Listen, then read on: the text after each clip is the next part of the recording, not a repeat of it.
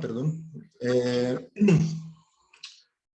Lo primero es que quisiera invitarles a que esperemos hasta el final de la agenda. Tendremos presentaciones hasta las 5:30, pero nuestro interés es que luego de estas presentaciones pues demos un espacio de preguntas que ustedes tengan a los ponentes de los proyectos, ¿cierto?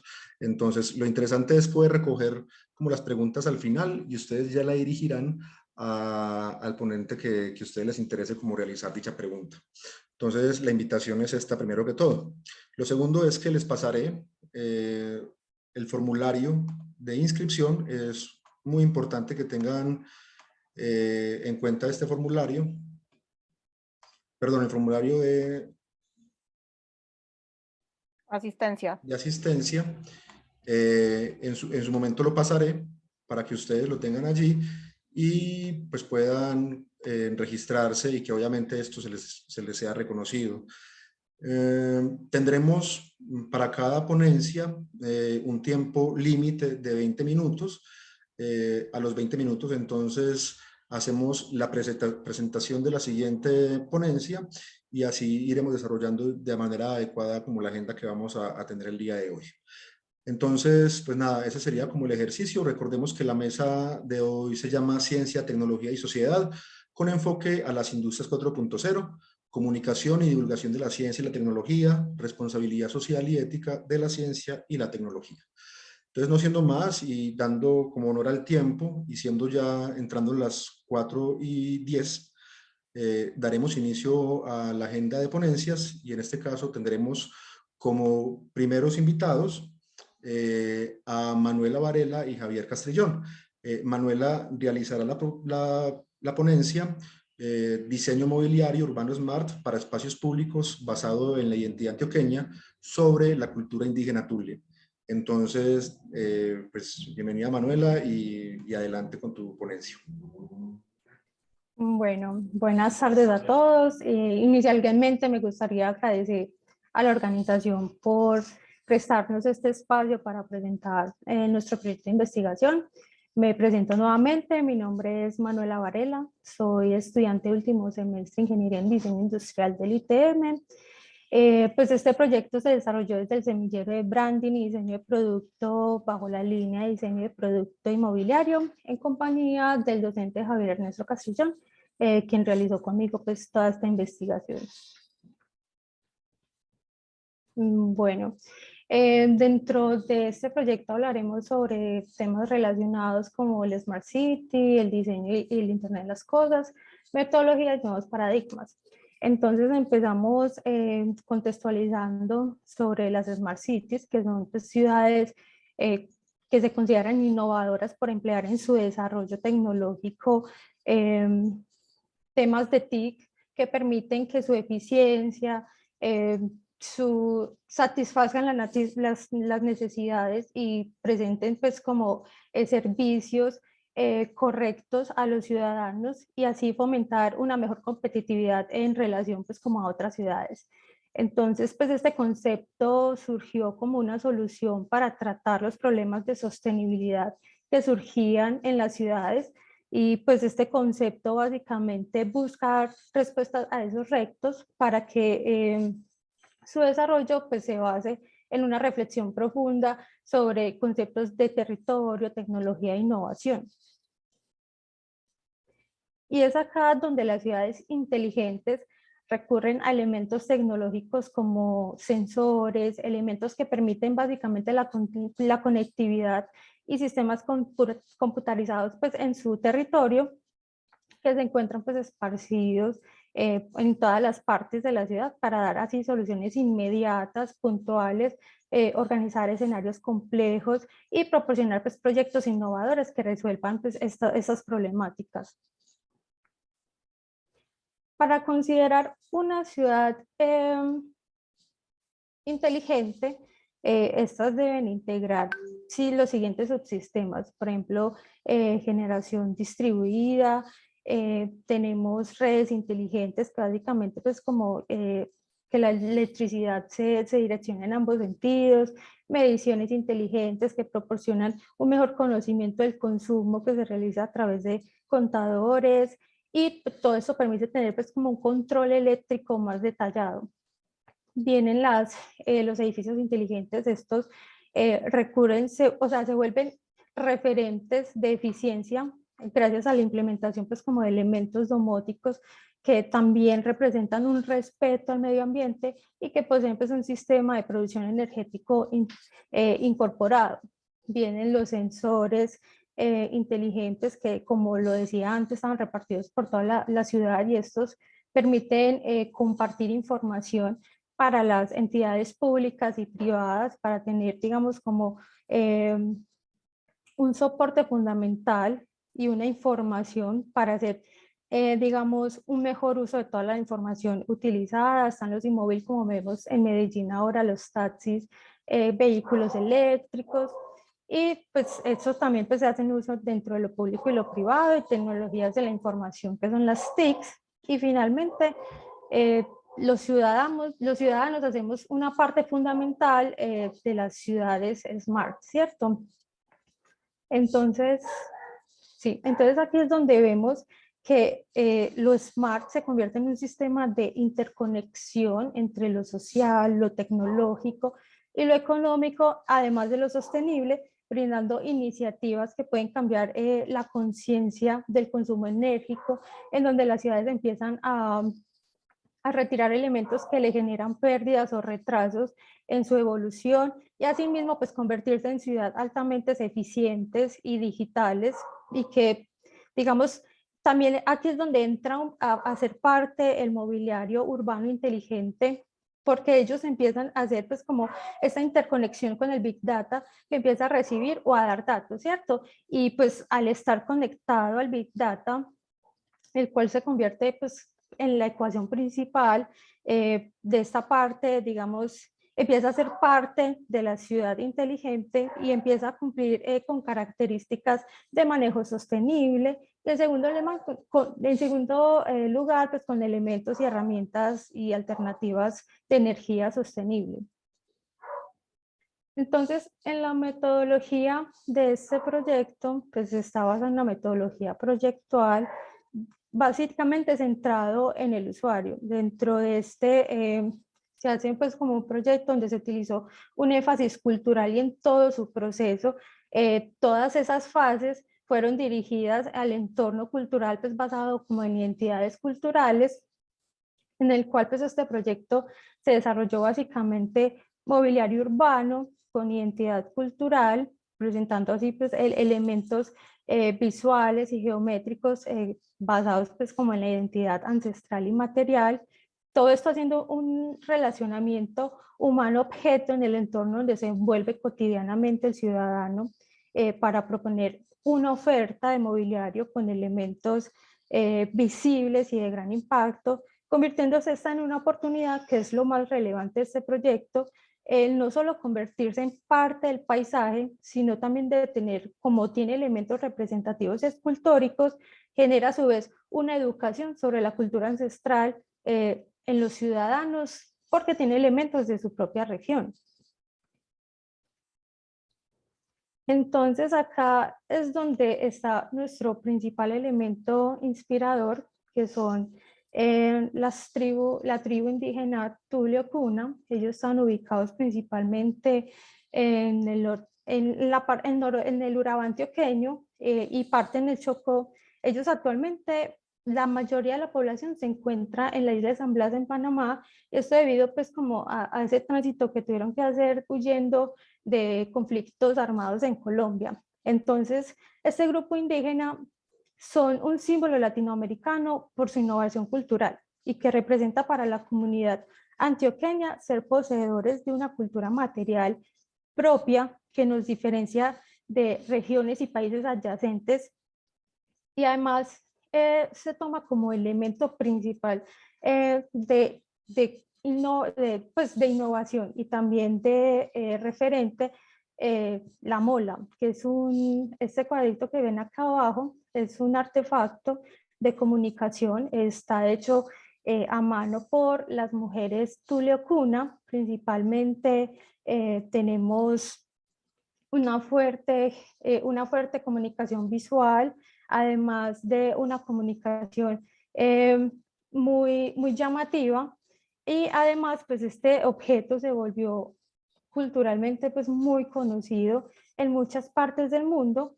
Entonces, ya que, o sea, ya que tiene como, digamos, unas connotaciones en arte, en diseño y artesanía muy fuertes, además de su geometría y color. Esta pieza representa básicamente para ellos su visión sistemática del mundo, lleno de color y sus significados. Algunas de estas se pueden encontrar narraciones por imágenes de leyendas, de mitos y simbología.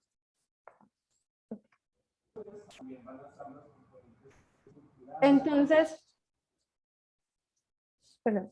Entonces, bueno, dentro de nuestra metodología se trabajó bajo la heurística del diseño.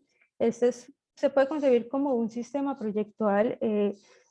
Aquí vemos en la parte izquierda de la pantalla este cuadrito que dice, pues, primero yo hago una propuesta de ideación, visualizo a partir del arte proyectual, sistematizo para poder posibilitar y brindar soluciones, y finalmente pues hago una concepción a partir de esa primera exploración.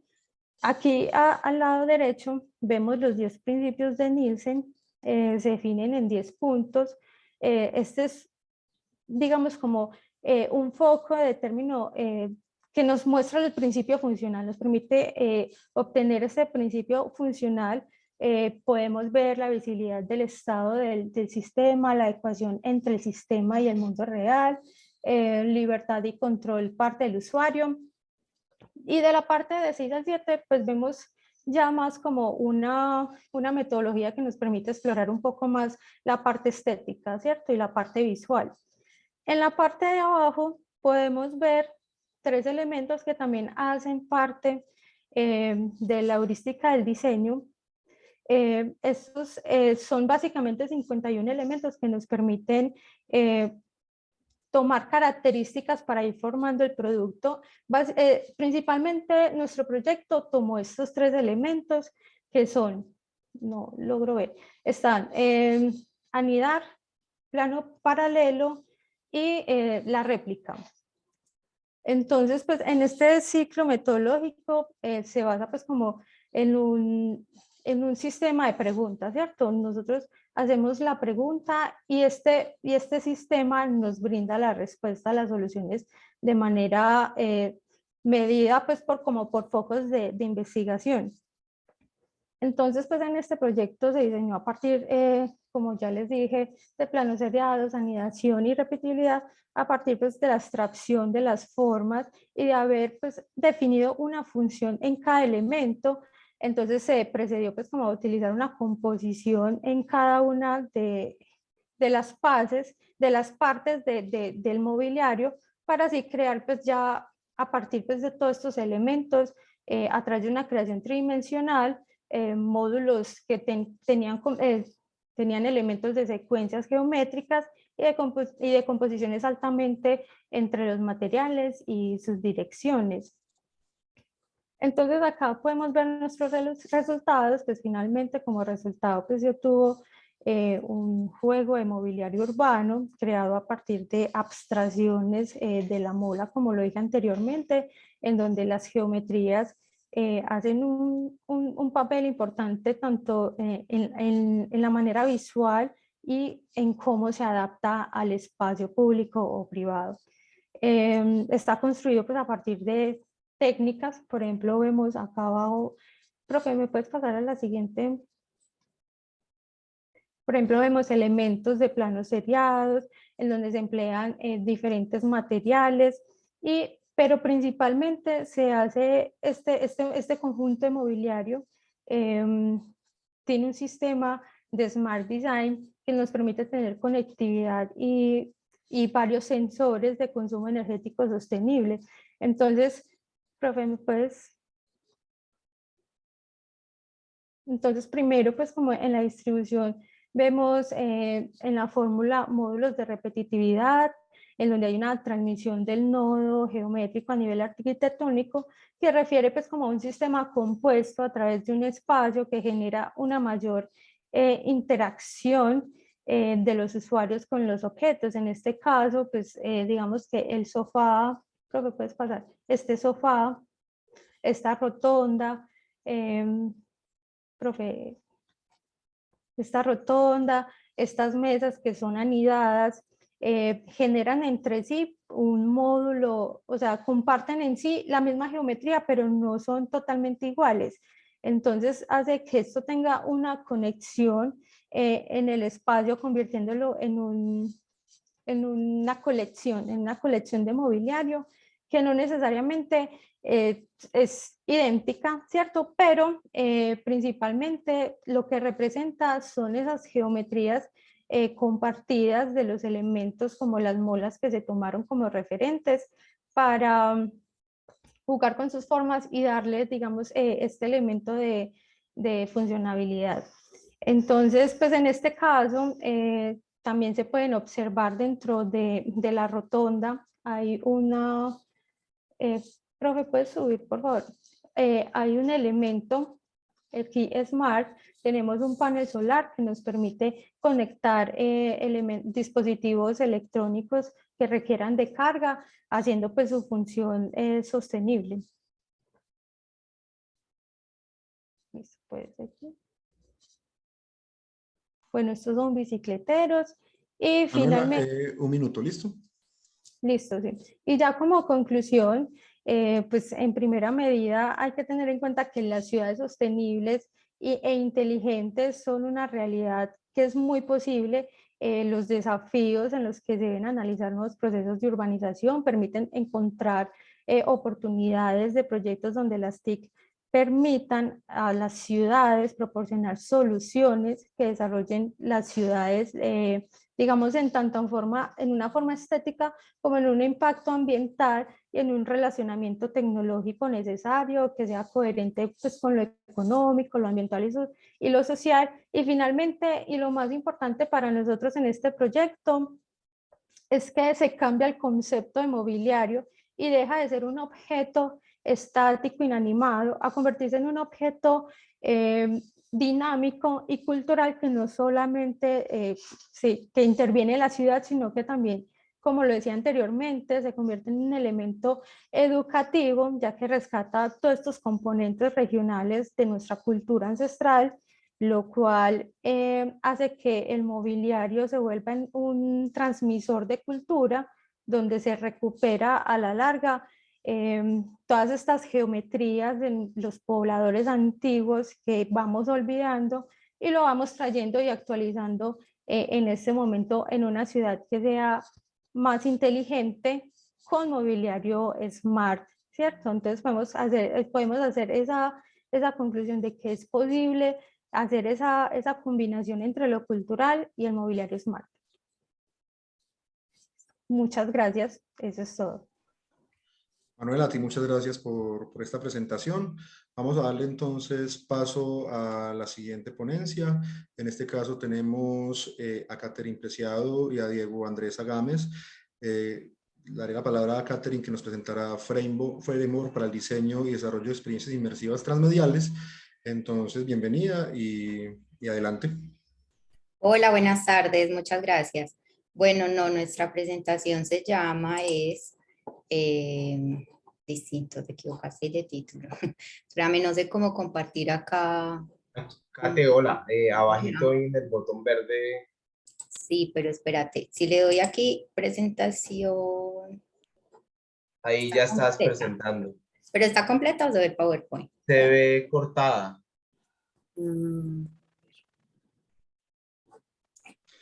Disculpa, sí, tecnologías de la industria 4.0. Ahí, creo que ya. No. Ahora sí. Cargando. Ya, ahí se ve completo. Sí. Bueno, no, entonces nuestra ponencia, como les decíamos, se llama Tecnologías de la Industria 4.0 para la exposición de trabajos de dibujo proyectual en arquitectura. Diego y yo somos profes del programa de arquitectura del Colegio Mayor de Antioquia y Diego también de la Universidad San Buenaventura. Y pues lo que queremos presentar aquí son una serie de reflexiones respecto a cómo esas tecnologías 4.0 pues pueden apoyar para todos los procesos de socialización, divulgación de los trabajos que hacemos en el aula, trabajos de dibujo analógico del programa de arquitectura. Nuestra presentación está pues conformada, voy a poner esto chiquito, está estructurada en 4 partes.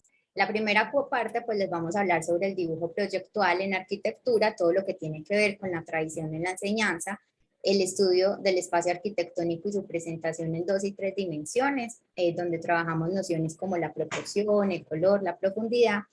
Estos procesos generalmente son llevados a cabo con la iniciación del proceso en el dibujo análogo y la composición tridimensional con modelos físicos a escala o la maqueta. Luego vamos a hablar de la cohesión que hicimos con el Fab Lab Cormayor para a través de las tecnologías como la realidad aumentada, la realidad virtual y los procesos digitales, produjimos entonces la primera exposición virtual de dibujos de arquitectura. Y allí les mostraremos pues cuáles fueron algunos de los resultados de la exposición que buscaban socializar y difundir en un espacio digital, tridimensional, los dibujos de arquitectura involucrando una experiencia multisensorial. Y finalmente, pues hablaremos un poco nuestras conclusiones que van orientadas hacia ese compendio de los trabajos de los estudiantes, pues a partir de esa necesidad de poner en valor los procesos académicos, exponer y difundir los trabajos de los estudiantes de arquitectura. Entonces, lo primero, pues, es hablar de ese tema del dibujo proyectual en nuestro curso, ¿cierto? Que es, o en nuestro programa general, que es arquitectura. Durante el año 2020, pues, a raíz de la pandemia del COVID-19, y pues eso implicó que todos nos quedáramos en nuestros hogares, entonces todos los profes y todos los estudiantes nos enfrentamos entonces a todas las enseñanzas de nuestros cursos teóricos y prácticos a través de las TICs, ¿cierto? De las tecnologías de información y comunicación, que habían sido poco exploradas en los programas de arquitectura, pues gracias en gran medida a todo el modelo pedagógico, instrumental y operativo que se lleva a cabo de manera tradicional en nuestra enseñanza. Porque pues allí siempre nosotros inducimos al estudiante al estudio del espacio arquitectónico y de su representación pues en 2 y 3 dimensiones. Ahí trabajamos aspectos como la proporción, el color, la profundidad a través del dibujo analógico y la composición tridimensional a partir como de las maquetas. Todas esas bases de este modelo pedagógico pues incluso se remontan a inicios del siglo XX, donde pues durante como todo ese proceso de modernidad hubo una gran revolución en ese campo, en esta escuela, a partir de la escuela de la Bauhaus de Gropius, donde se reformuló la enseñanza del arte y el diseño desde las teorías de la forma y la teoría del trabajo propiamente en el taller. Pues desde ahí pues son ya muchos años que se venía como llevando a cabo esos métodos. Por lo tanto, el rol del dibujo pues juega un papel fundamental en esa comprensión inicial del espacio arquitectónico y en ese desarrollo proyectual, pues en el desarrollo de la noción del proyecto arquitectónico. El dibujo ha sido entonces, por tradición, nuestro lenguaje y es pues nuestra manera de comunicarnos como profesionales de la arquitectura. Pues justamente en todas estas bases pues, conceptuales es donde se enmarca la asignatura de dibujo proyectual, que es la asignatura que entonces dictamos el profe Diego Acames y yo. Es una asignatura del primer semestre del pensum de arquitectura en el Colegio Mayor de Antioquia, en la institución universitaria Colegio Mayor de Antioquia. Transversal a todas las unidades del curso, pues que tienen que ver con las técnicas de representación, proporción, las vistas ortogonales y la perspectiva, cobra siempre un papel muy relevante el dibujo en sitio, es decir, en ir a dibujar en vivo y en directo los objetos arquitectónicos. Por ejemplo, acá estamos viendo pues una fotografía de una salida de campo en el a inicios del 2020. Porque allí pues inducimos al estudiante a partir del boceto, de la bitácora de viaje, pues ir al objeto arquitectónico, dibujarlo, redibujarlo y comprender como el espacio arquitectónico y transmitirlo a través del dibujo. Allí entonces nosotros fomentamos una relación constante entre el cerebro y la mano, con miras a la construcción de un proceso proyectual en el estudiante, ya que aquello que se ve pues se procesa en el cerebro, se abstrae esa información y pues se traduce a través de los trazos del lápiz en el papel las líneas esenciales o lo que permite pues como comprender lo que se está viendo.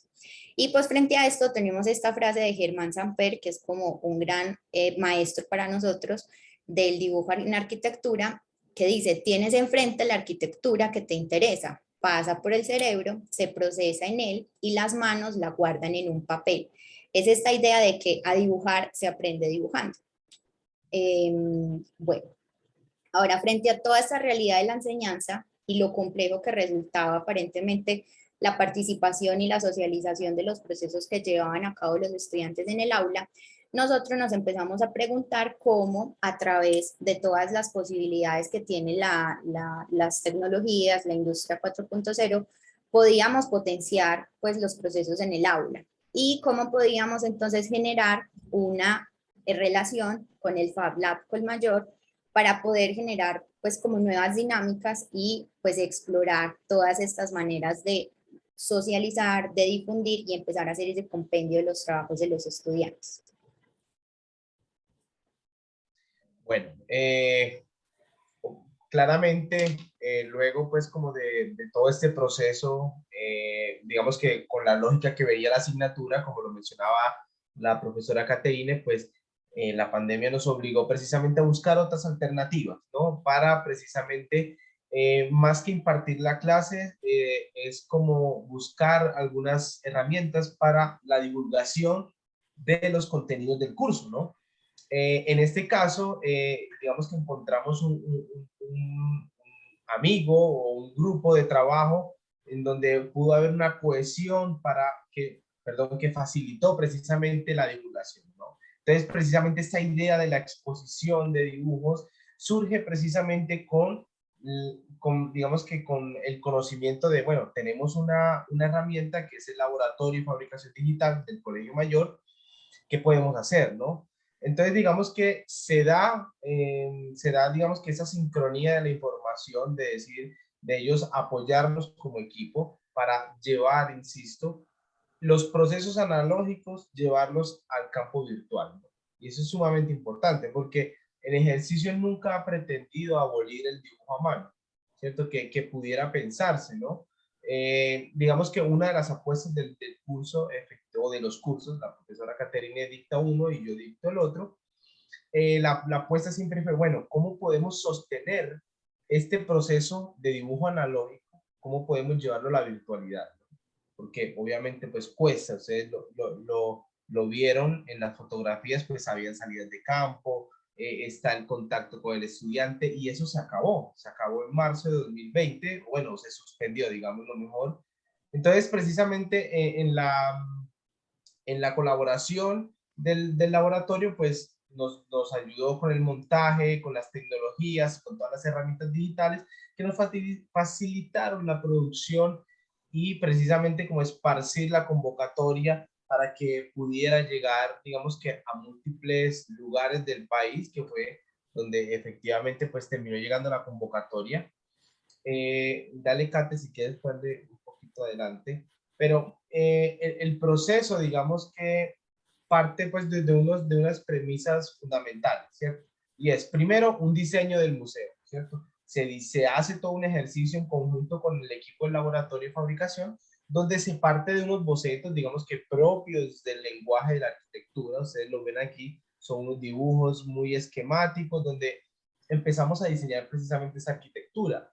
También, y eso es importante decirlo, sugestionado por otras experiencias que ya existían en otras facultades y en otras partes del mundo, donde ya había un campo abonado precisamente. Digamos que había un terreno, perdón, abonado en esa área del conocimiento, en fabricaciones, en experiencias de realidad virtual, de realidad aumentada, y que bueno, a nosotros nos tocó, por suerte de alguna forma, nos tocó un poco adentrarnos y aventurarnos en este mundo de una manera mucho más rápida, porque lo dábamos por sentado, eso hay que decirlo. Digamos que seguíamos con el modelo de educación aferrados a la presencialidad, y esa virtualidad precisamente nos empuja, como lo mencionaba la profesora Caterine, a tener ese tipo de ideas, ¿cierto? Luego del diseño del museo se da un modelado de ese diseño, ¿no? Entonces, ya empezábamos a tener, digamos que unas primeras imágenes de cómo queríamos que fuera la arquitectura, ¿no?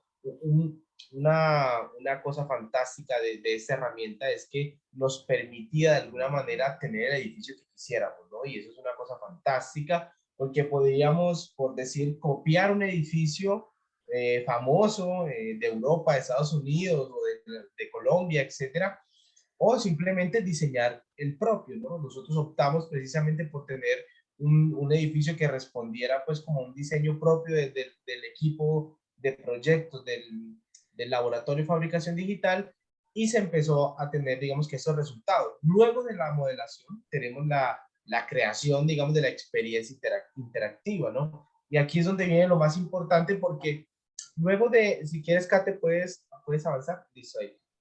Luego de tener pues ya como toda la convocatoria que se hizo a nivel nacional y que hubo difusión en redes sociales y demás, luego daba pues y debemos confesarlo un poco como el temor de decir, bueno, ahora cómo vamos a ensamblar precisamente todas estas ideas y todos esos trabajos en ese museo, ¿no? Los resultados fueron, aquí tenemos pues unos pantallazos de cómo era la interacción que se veía en el museo y de cómo en efecto pues hay una realidad virtual, perdón, sí, donde hay unos recorridos, donde desde cualquier computador, en cualquier parte del mundo, pues uno podría ver precisamente la exposición, ¿no? Entonces fue gratuito para nosotros como organizadores ver que, digamos que los participantes se sentían a gusto de poder entender que su obra, que fue dibujada, digamos que si se quiere, en la soledad de su habitación, ¿cierto? Como ya estaba en un museo y digamos que con la calidad, con la dignidad que se le merecía, ¿no? Entonces, se hicieron unos esfuerzos nuevamente con el equipo de fabricación digital, se aunaron esfuerzos precisamente para darle la dignidad a los trabajos. Entonces, claro, la convocatoria pues simplemente se enviaba un dibujo escaneado con unos requerimientos técnicos de calidad de imagen y demás, pero en últimas pues la curaduría que se le hace al trabajo permite tener estos resultados, ¿no? Nuevamente, como el dibujo análogo, todos estos son dibujos análogos, empiezan a, digamos que no sabemos, bueno, podríamos decir que a entrar a este campo virtual o el campo virtual analógico, bueno, ahí podríamos hablar de un tema, ¿cierto? Pero lo cierto es que se encuentran, ¿no? Y es un encuentro que nos deja satisfechos porque precisamente con lo que arranqué hablando, ¿no? Jamás pretendemos que la virtualidad, digamos, que quite o elimine o venga a suplir lo valioso de la herramienta analógica, ¿cierto? Que para nosotros los arquitectos es fundamental y que precisamente se imparte o se instruye al estudiante en sus primeros semestres para comprender precisamente el valor de este tipo de herramientas, ¿no? Que llevamos 100 años dibujando de X o de Y manera, pero que ya esos procesos que si bien no son en el salón, ya empiezan a estar en esas, que con las ayudas de las tecnologías 4.0, pues nos permiten precisamente tener una divulgación mayor. Es como la lección, una de las lecciones más importantes, ¿no? Sí, pues realmente nosotros pues pues nació como una idea del curso, pero al extender la convocatoria a nivel nacional recibimos unas más de 70 propuestas y finalmente las dispusimos entonces en todo este museo virtual en 4 salas. Una sala dedicada a nuestros estudiantes, una sala de profesionales, en este caso estamos viendo la sala para los profesionales, otra sala para aficionados y una sala para estudiantes que no eran parte propiamente de nuestro curso. Entonces eso nos permitió a nivel pedagógico ampliar todo ese alcance que teníamos desde la asignatura, porque pues ponía a disposición no solamente de los estudiantes, sino de todos los participantes y de las personas que visitaran la muestra, diferentes técnicas, diferentes maneras de mirar el patrimonio, en este caso que la temática del concurso, pues de todo el evento era el patrimonio arquitectónico, técnicas de representación, diversidad de trabajos, diversidades de paisaje en las distintas ciudades, entonces amplió bastante como todos nuestros alcances y pues permitió un enriquecimiento a nivel pedagógico. Ya como manera entonces de algunas conclusiones o más bien algunas reflexiones que nos han ido apareciendo, está entonces o van orientadas siempre como hacia ese compendio de los trabajos de los estudiantes de arquitectura. Y entre todas esas múltiples enseñanzas que nos ha dejado, pues esta primera versión de la exposición que hicimos el año pasado, esta semana estamos ya abriendo la apertura a la segunda versión de la exposición. Todos están invitados a participar, ya sea como estudiantes, aficionados o profesionales del dibujo. Entonces podemos encontrar a grandes rasgos dos grandes enseñanzas. La primera pues tiene que ver con esa importancia de la industria 4.0, de las tecnologías de la industria 4.0 para potenciar el trabajo en el aula en los primeros años del pregrado en arquitectura, sin dejar de lado pues ese dibujo manual, ese dibujo analógico que implica procesar en el cerebro esa realidad, analizar esa imagen y ya transmitir a través del trazo, del dibujo en el papel, pues propiamente lo que estoy abstrayendo, lo que estoy comprendiendo del objeto arquitectónico que estamos viendo. Y lo segundo, pues como producto del alcance y la buena acogida que ha tenido la exposición, pues está como esos espacios de socialización de nuestros proyectos de aula. Entonces consideramos que todo este proceso también ha sido un aporte a la construcción de una metodología para el compendio, el archivo y la producción de los trabajos académicos que elaboran los estudiantes, que es una tradición que se ve mucho más en las escuelas de arquitectura europea, pero en las que poco se ha abordado, o es un tema que poco se ha abordado en las facultades de arquitectura de Medellín y de Colombia.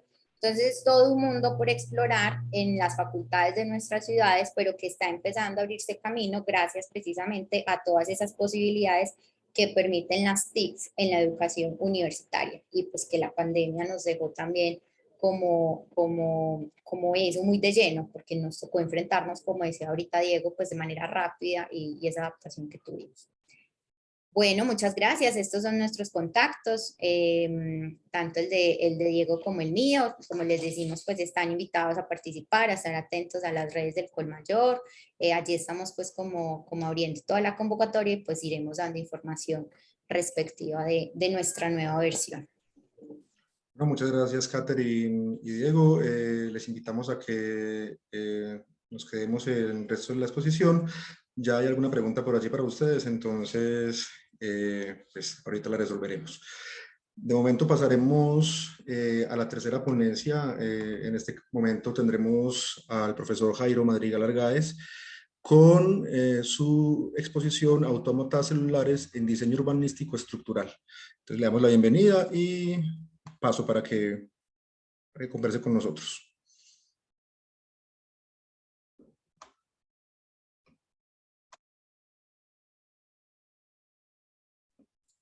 Hola, buenas tardes, ¿me están escuchando? Profe, perfectamente. Qué bueno, muchas gracias. Voy a compartir entonces esta pantalla donde está mi presentación.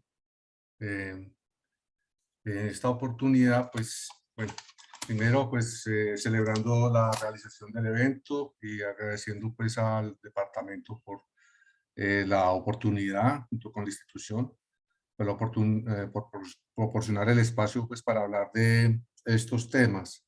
En particular, pues, a propósito de las industrias 4.0, se me ocurrió plantear este tema, que no es muy nuevo, lleva algunos años desarrollándose, pero particularmente es un tema que se viene tratando en espacios donde se habla de arquitectura computacional, avances, bueno, desarrollo de las máquinas.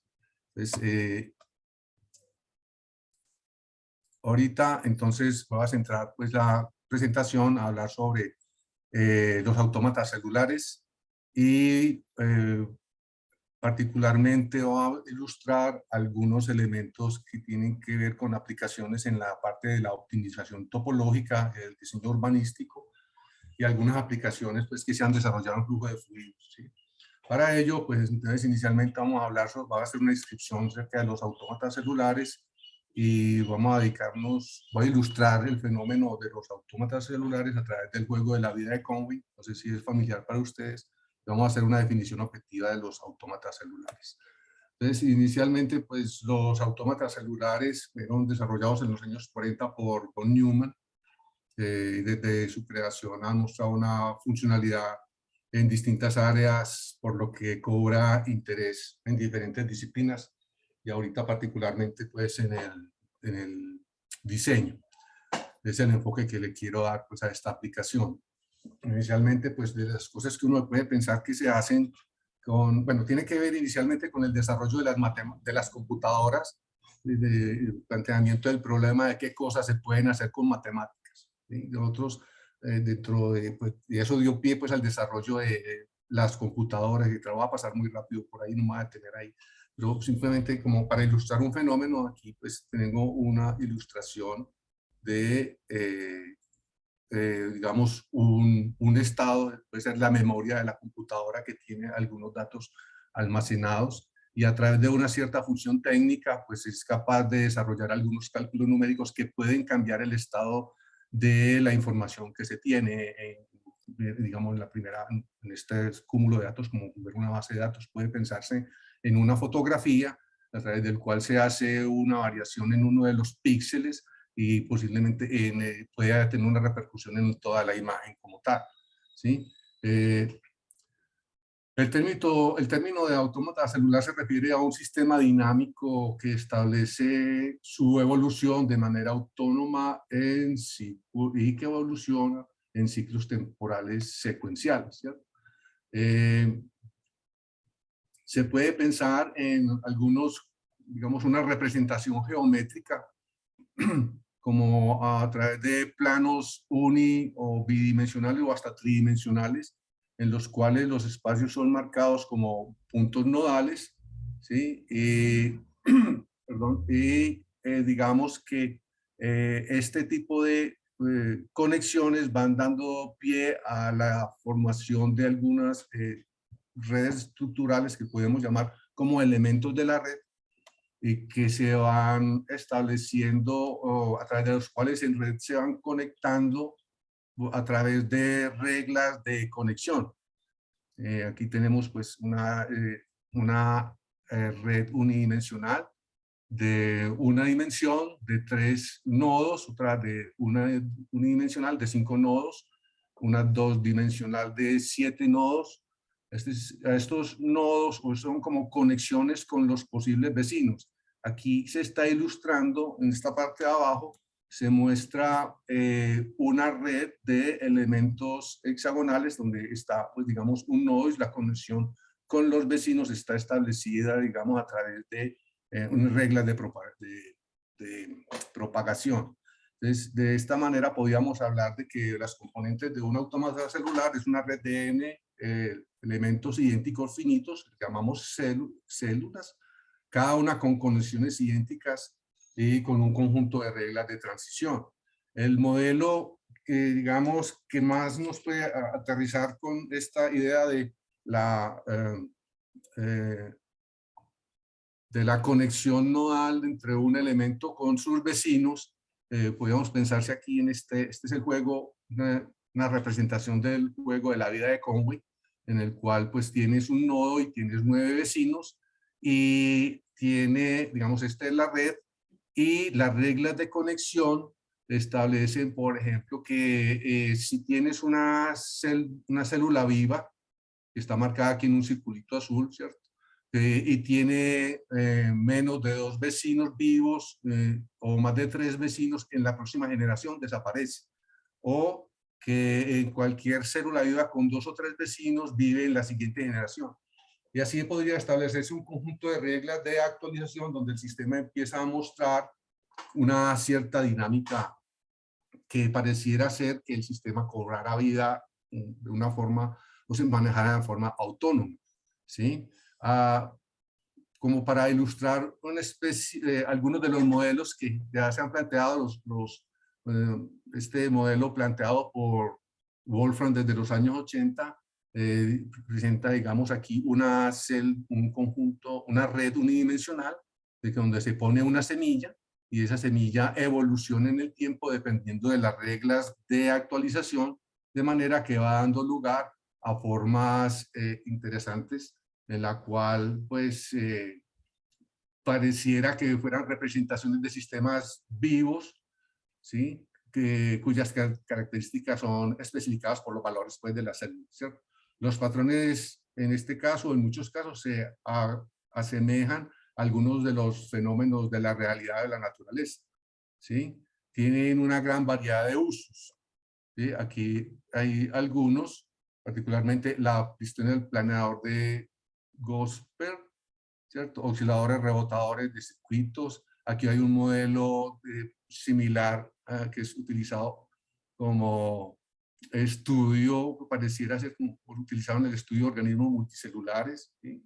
Dentro de las variedades de uso se le da pues, como visualización de sistemas químicos, como por estudio de colonias de hormigas, termitas, ecosistemas económicos y sociales, ¿cierto? Es interesante ver cómo pueden aplicarse estos autómatas celulares tanto en niveles microscópicos como macroscópicos, simulando organismos celulares o el comportamiento en particular de atasco de tráfico o las aplicaciones que les voy a ilustrar aquí. Ahora, digamos, con respecto a la optimización topológica, el trabajo se enfoca en lograr una mejor distribución del material dentro de un volumen finito, que llaman el dominio de diseño, de manera que la estructura resultante maximice algún tipo de desempeño mecánico con ciertas restricciones. Entonces, básicamente es un método usado para encontrar representaciones geométricas óptimas de distribución de una cantidad de material que da forma a una estructura dentro de una región de volumen. Estas estructuras se diseñan para soportar un número de cargas, pues, las cuales son restringidas por las condiciones de frontera. Suelen básicamente utilizarse como en la fase conceptual de los procesos de diseño para la elaboración de propuestas funcionales. Ya pues con respecto bueno, aquí hay algunas estructuras. Aquí tengo una probeta de contención fabricada en titanio, ¿cierto? Vamos a modelo, como decían, tipo de modelo conceptual. Y con ello, pues con este tipo de estructuras, digamos, ahí se encuentran modelos arquitectónicos que obedecen, digamos, a este tipo de lógica inicial. ¿Sí? Con respecto a la arquitectura, el interés se arraiga en la habilidad para desarrollar patrones geométricos tridimensionales organizados, que pueden dar lugar al desarrollo de elementos conceptuales arquitectónicos tales como vecindades, articulaciones, o ya sea partes que convergen en ejes lineales, curvos, digo, que amplían condiciones de ejes. Ustedes que trabajan en arquitectura pueden saber más de esto que yo. ¿Sí? En el contexto pues, del diseño urbanístico, las técnicas son agrupadas bajo el concepto de la geocomputación. Con respecto a, digamos, el diseño urbanístico, ya el modelo no es tan sencillo como los modelos matemáticos que estaban planteando inicialmente, como la regla de Conway, sino que ya hay que establecer, digamos, a modo de reglas de transición, las relaciones bidireccionales o recíprocas que puedan establecer, digamos, con las vecindades, ¿sí? Que permitan, inclusive, pues, no sé si alcancen a evaluar la conducta de un individuo con respecto a las de sus vecinos, ¿cierto? Razón por la cual es importante formular una especie de inteligencia global que regule el marco de la conducta a través de microinterrelaciones.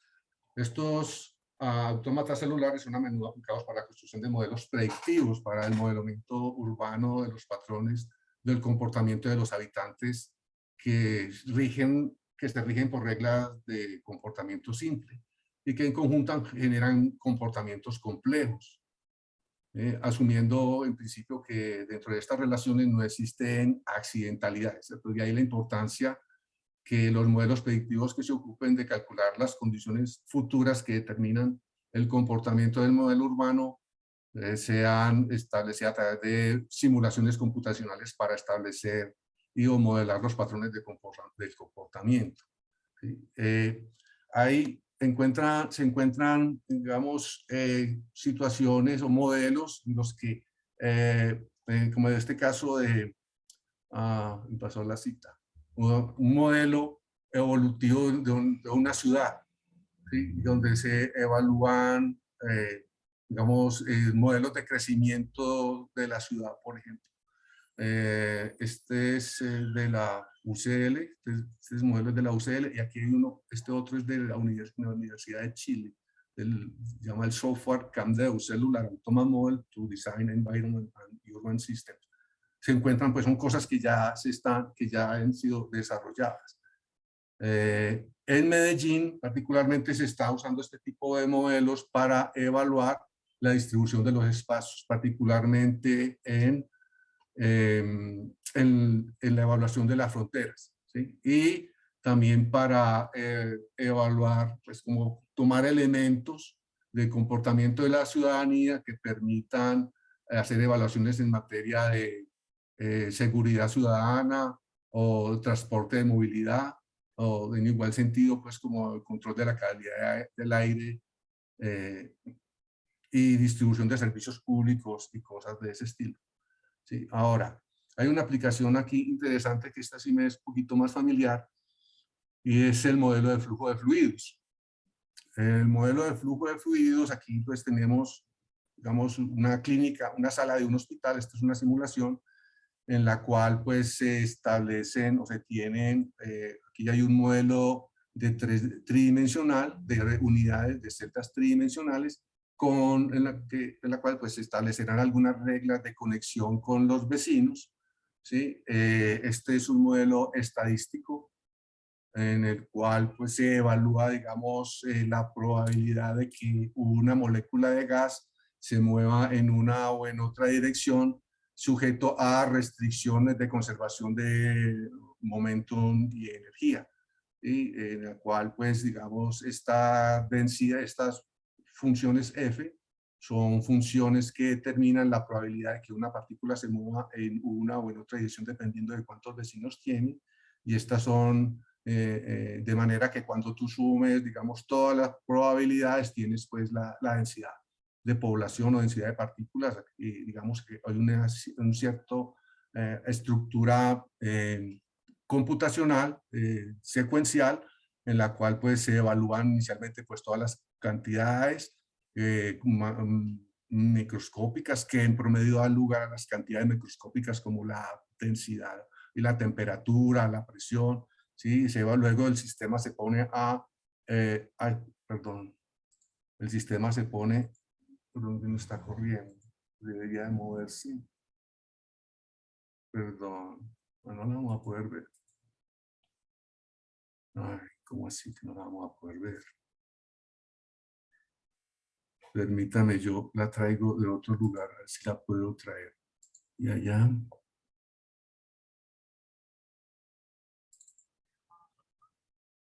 Permítame un momentico, si la puedo colgar acá.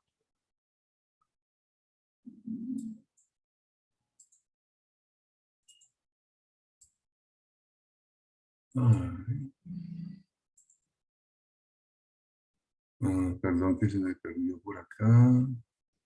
Denme un minutico, que es bien interesante esta aplicación, porque con ellas, ¿dónde está?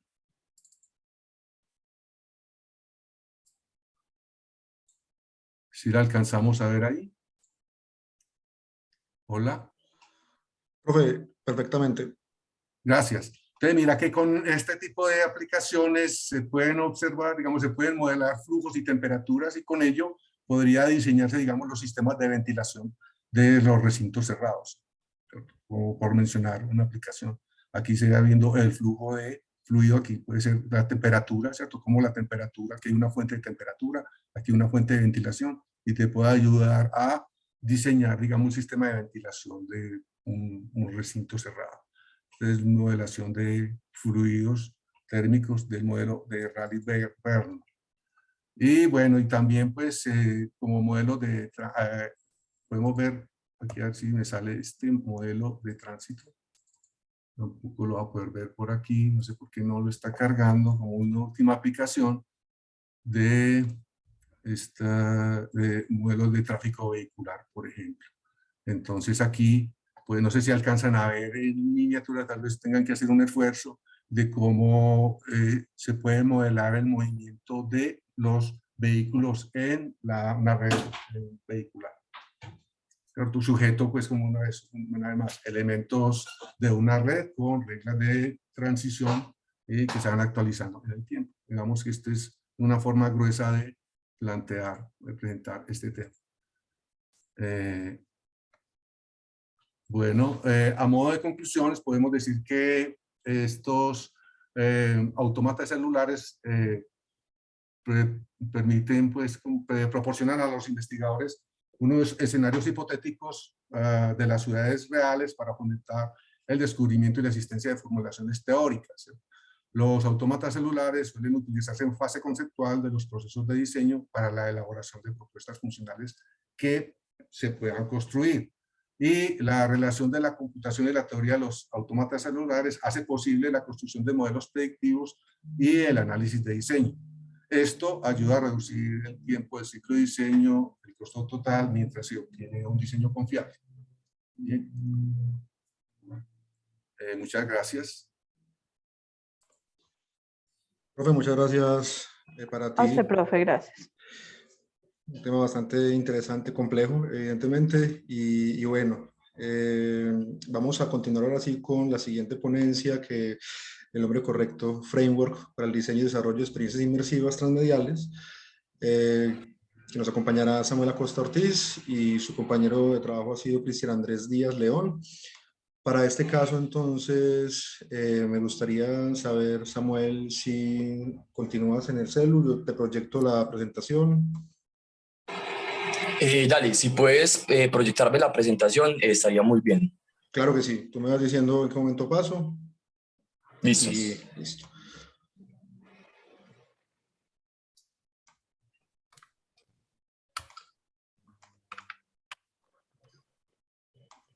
¿Me confirmas si se ve correctamente? Bueno, voy a ampliar. Sí, ahí se está viendo correctamente. Voy a ver falta... cómo la pantalla completa no me está dando para ello.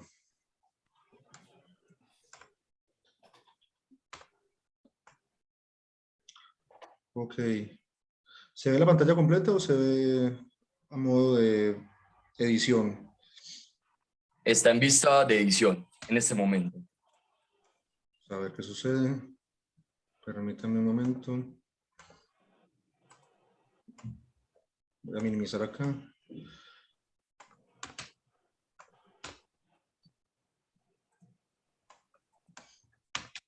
Ok. No me está dejando. No me está dejando ampliar la presentación. Dale F5 a ver. Junto con F5. Voy a darle F5.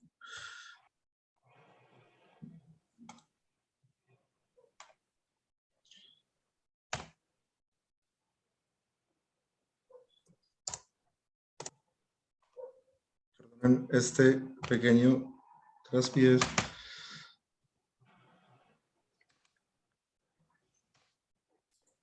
O si quieres me puedes poner host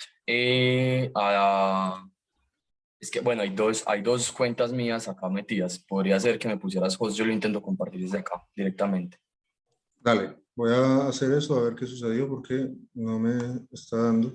Entonces, no es este el que tiene, sino otro. Sí, a veces pasa que se queda así tildado. O también, si es necesario, yo también tengo la presentación para hacer la exposición. Dale con F6 tal vez. F6, no sé tu teclado cómo estará. Igual ya hice a Samuel co-host con anfitrión con la otra cuenta. No sé si ya te funciona con ella.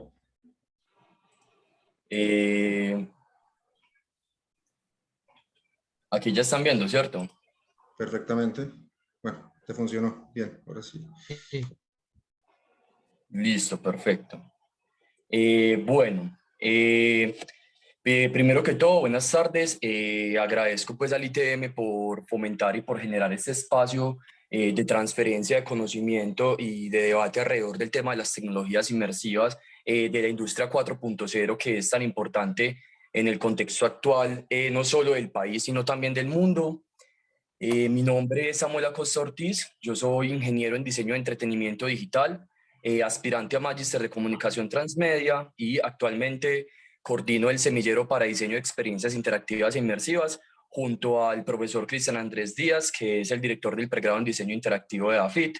Y digamos que en el laboratorio, en el Media Lab de la universidad, hemos desarrollado diferentes tipos de proyectos relacionados con el tema de tecnologías inmersivas y transmedia, y nos hemos dado cuenta que no existe una guía y no existe una manera paso a paso de cómo se pueden generar o cómo se pueden diseñar y desarrollar este tipo de experiencias, y es por esto que nosotros entonces decidimos plantear y empezar a plantear un framework para el desarrollo de estas experiencias. Entonces, primero les voy a hablar acerca de qué son las tecnologías XR, los mundos inmersivos y la transmedia. Vamos a ver también dos experiencias muy puntuales que son Milais y Halomedia, desarrolladas pues por nosotros, y donde a partir de ahí hicimos un análisis de cómo fue el proceso de diseño y desarrollo, y a partir de ese análisis hacemos como el planteamiento del framework como tal. Entonces, digamos que el concepto de las XR encierra tres grandes grupos tecnológicos que son realidad virtual, realidad aumentada y realidad mixta. Y digamos que cada uno de estos tiene unos objetivos únicos y unas características que permiten diferentes tipos de interacción e inmersión. Si hablamos, digamos, del tema de la realidad virtual pues básicamente lo que hace es permitir sumergir a la persona en una actividad cognitiva dentro de un mundo virtual, es decir, ya tú no estás no estás dentro del mundo físico, sino que te sumerges en un mundo completamente virtual generado por computadora.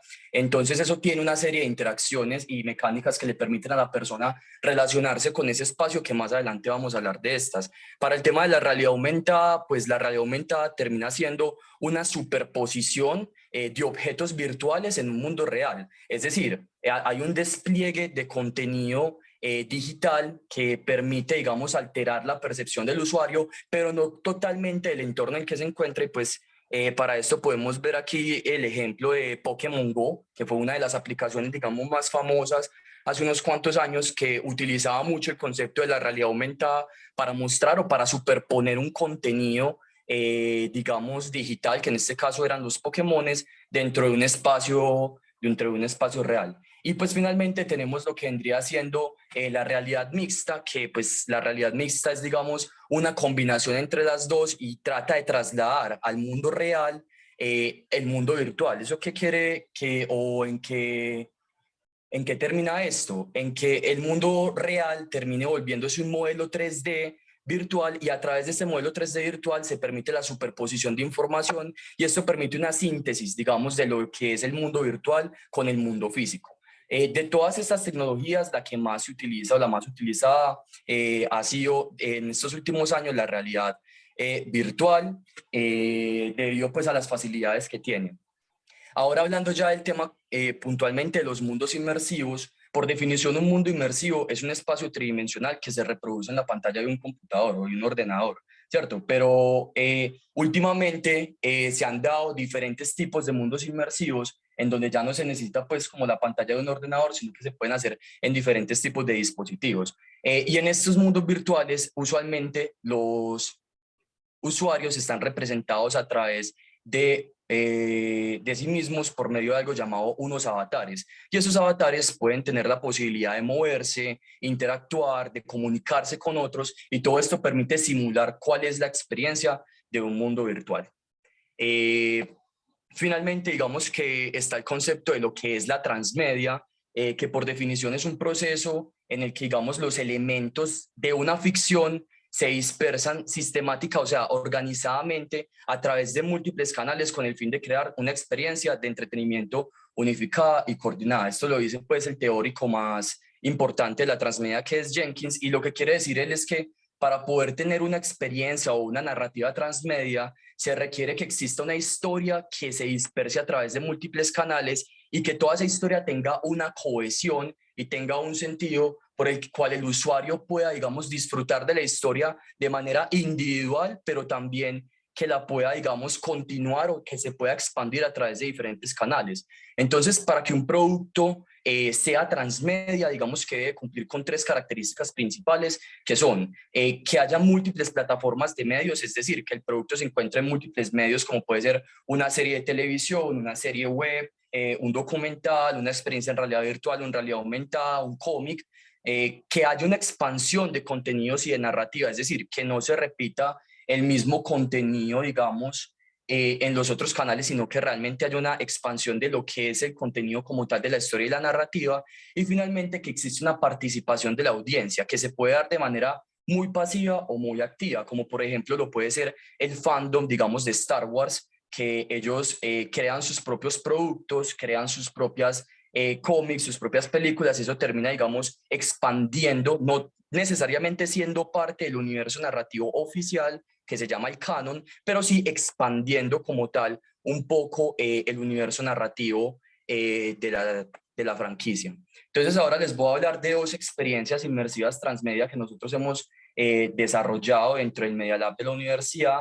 La primera se llama Miladis, que Miladis es un documental transmedia, digamos que cuenta con una experiencia en realidad virtual, donde el objetivo es generar empatía hacia personas que tengan discapacidad auditiva.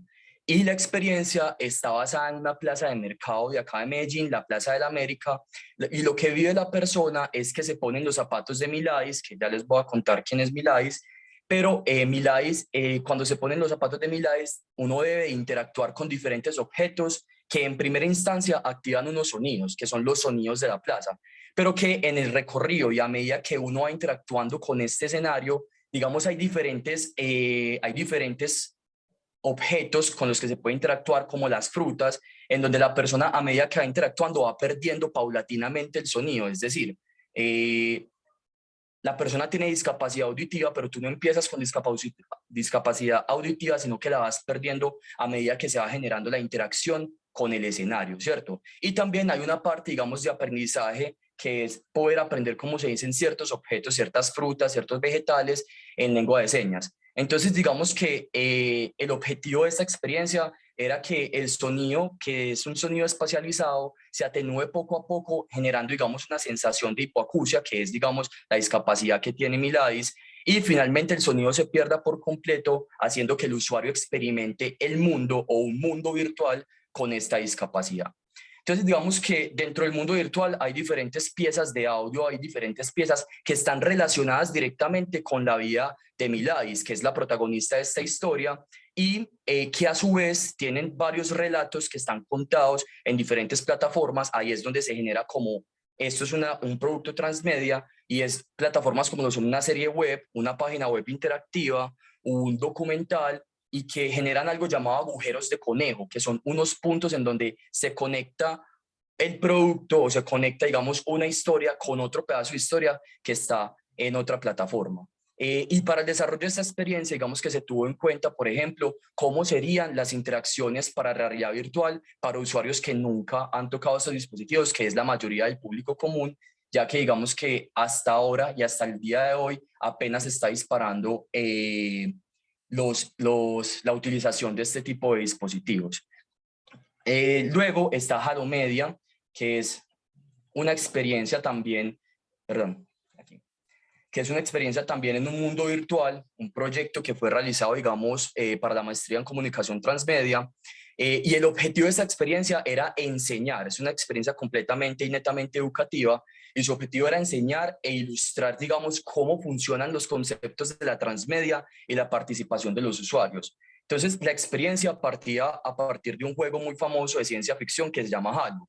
Y lo que hicimos fue desarrollar o diseñar un mundo virtual en la plataforma Mozilla Hubs, y invitamos a los participantes, que en este caso eran estudiantes de la maestría, a cumplir una misión que consistía en crear una historia a partir de una información. Pero esta información tenía, digamos, una particularidad, y es que estaba localizada no solo dentro del universo, dentro de este mundo virtual llamado Halo Media, sino que también está ubicada de manera física dentro del Media Lab de la universidad, y las piezas gráficas que estaban ahí contenían, digamos, datos claves del universo y los personajes de este juego en donde tenían que construir la historia. Entonces, digamos que hay lo que hicimos fue generar una estrategia de transmedia. Hay diferentes medios, el medio virtual, que es el mundo inmersivo, que también tiene unos medios adentro como audios y piezas de información, pero también está ligado directamente con el mundo físico, en este caso el laboratorio, en donde las personas deben de buscar unas piezas para construir historias. Entonces no solo construían historias, sino que tendrían que seleccionar diferentes géneros y diferentes medios, audiovisuales, videos, dibujo y escritura, para poder expandir, que es una de las bases de la transmedia, expandir el universo narrativo del que nosotros estábamos hablando y al mismo tiempo, digamos, aprender cuáles son las bases en una experiencia educativa. Entonces, aprender por medio de la experimentación cuáles eran las bases de la transmedia. Entonces, a partir de estas dos experiencias, nosotros dijimos, bueno, queremos generar o queremos crear una forma en la que se puedan desarrollar este tipo de experiencias y cuáles han sido entonces los procesos que nosotros vivimos para poder hacerlo.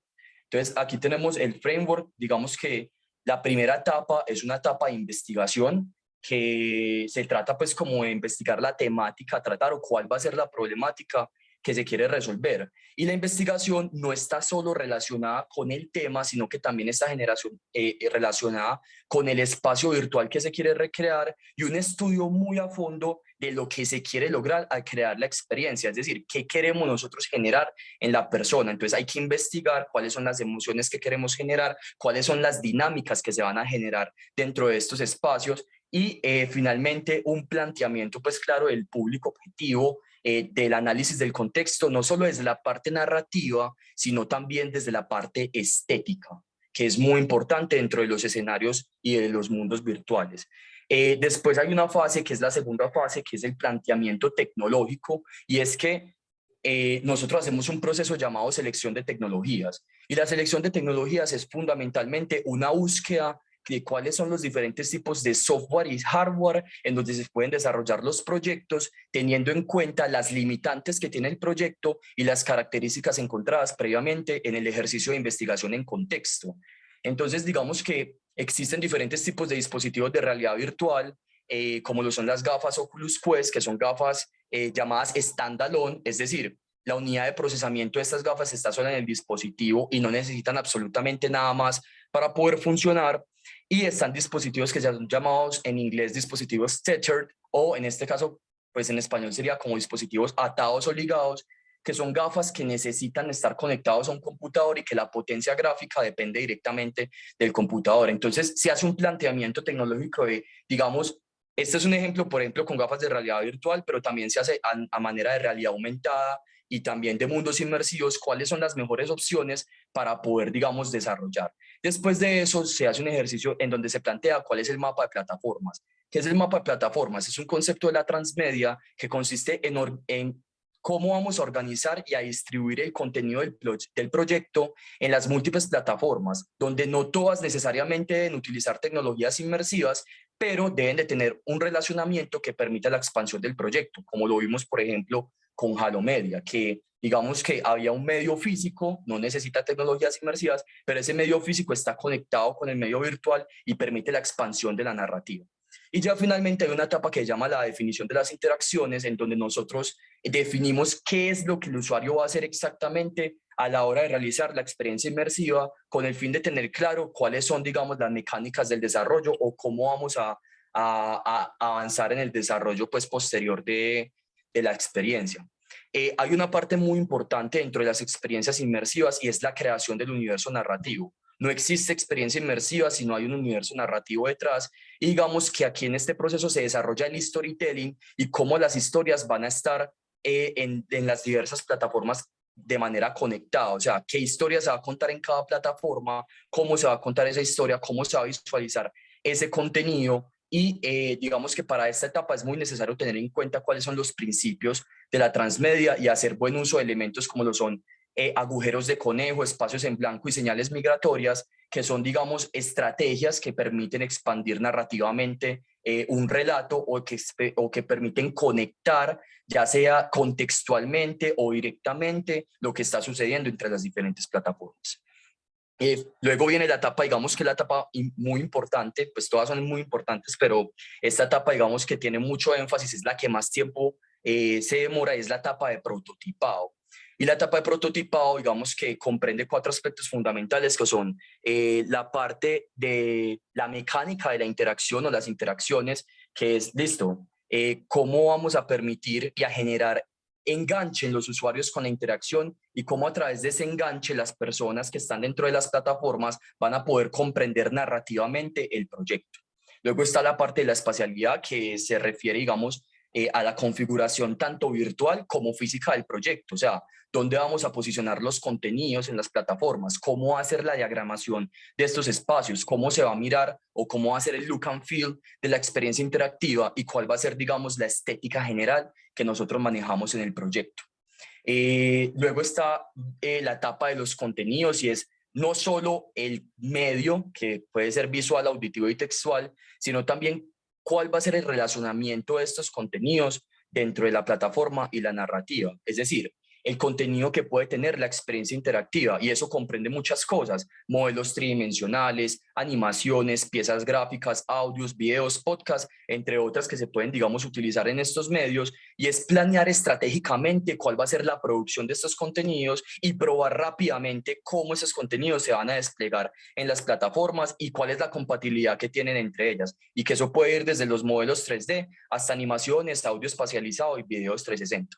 Y finalmente, la experiencia de usuario, que es cómo el usuario vive la experiencia. O sea, un antes, un durante y un después. ¿Cuál es el flujo? Dentro de las experiencias en realidad virtual ocurre una particularidad, y es que no todas las experiencias son lineales, sino que los contenidos muchas veces se ven de manera no lineal. Y sobre todo, hablando de experiencias transmedia, en donde, por ejemplo, digamos en el ejercicio de Halomedia, tenés que vivir una experiencia en el mundo virtual, pero al mismo tiempo estás físicamente dentro del Media Lab. Entonces ahí hay una asincronía, y esa asincronía se debe planear, y cuáles van a ser, digamos, se debe planear cuáles van a ser las estrategias para conectarlo en la plataforma.